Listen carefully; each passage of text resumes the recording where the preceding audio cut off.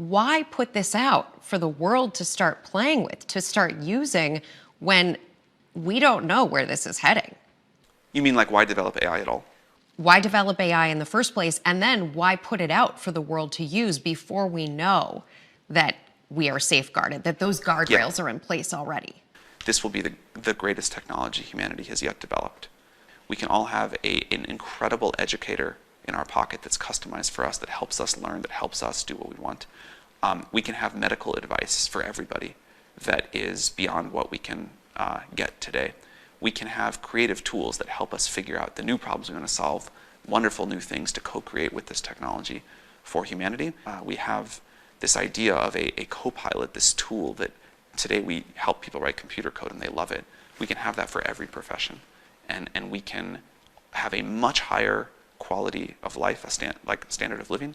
As you point out, there is huge potential downside. People need time to update, to react, to get used to this technology, to understand where the downsides are and what the mitigations can be. If we just developed this in secret in our little lab here and didn't have contact with reality and made GPT-7 and then dropped that on the world all at once, that, I think, is a situation with a lot more downside. Is there a kill switch, a way to shut the whole thing down? Yes. What really happens is, like, any engineer can just say, like, we're going to disable this for now, or we're going to deploy this new version of the model. A human? Yeah. The model itself, can it take the place of that human? Could it become more powerful than that human?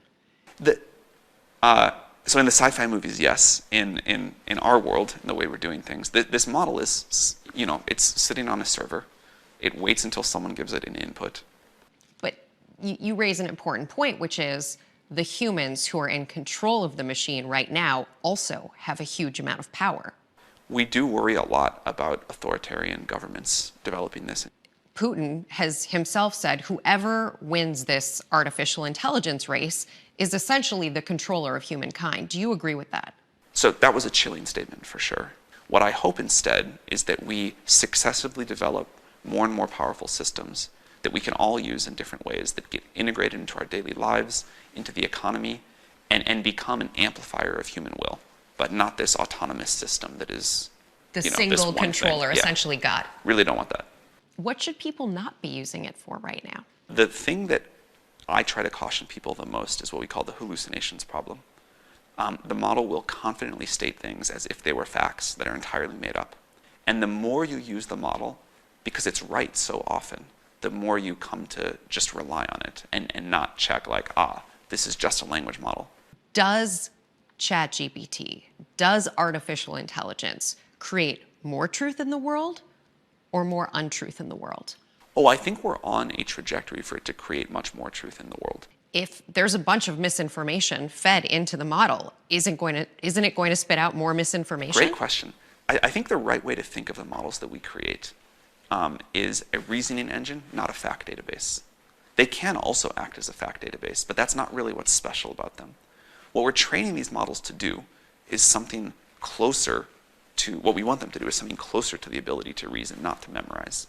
All of these capabilities could wipe out millions of jobs.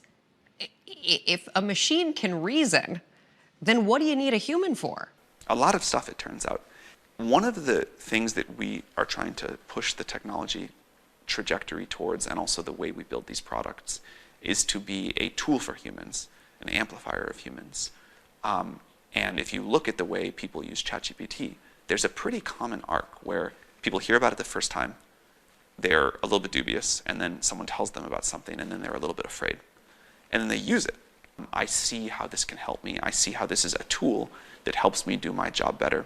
And with every great technological revolution in human history, although it has been true that the jobs change a lot, some jobs even go away, and I'm sure we'll see a lot of that here, human demand for new stuff, human creativity is limitless, and we find new jobs, we find new things to do.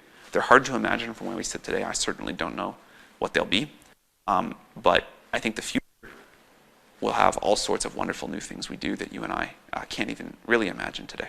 So the speed of the change that may happen here is the part that I worry about the most.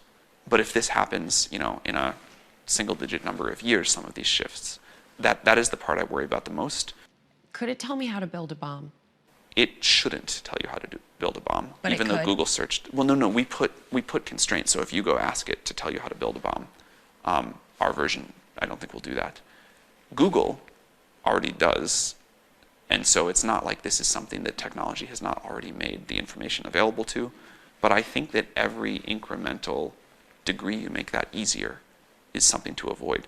A thing that I do worry about is we're not going to be the only creator of this technology. There will be other people who don't put some of the safety limits that we put on it. Society, I think, has a limited amount of time to figure out how to react to that, how to regulate that, how to handle it. And how do you decide here at OpenAI what goes in, what shouldn't? We have policy teams, we have safety teams, we talk a lot to other groups in the rest of the world. We finished GPT-4 a very long time ago, or it feels like a very long time ago in this industry. I think like 7 months ago, something like that. And since then, we have been internally, externally talking to people, trying to make these decisions, working with red teamers, talking to various policy and safety experts, getting audits of the system to try to address these issues and put something out that we think is safe and good. And who should be defining those guardrails for society? Society should. Society as a whole? How are we going to do that?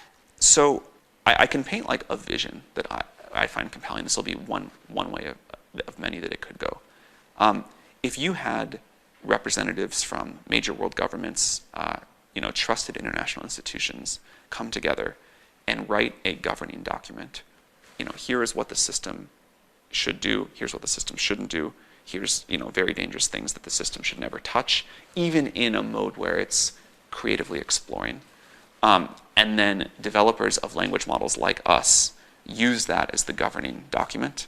You've said AI will likely eliminate millions of jobs. It could increase racial bias, misinformation, create machines that are smarter than all of humanity combined, and other consequences so terrible we can't even imagine what they could be.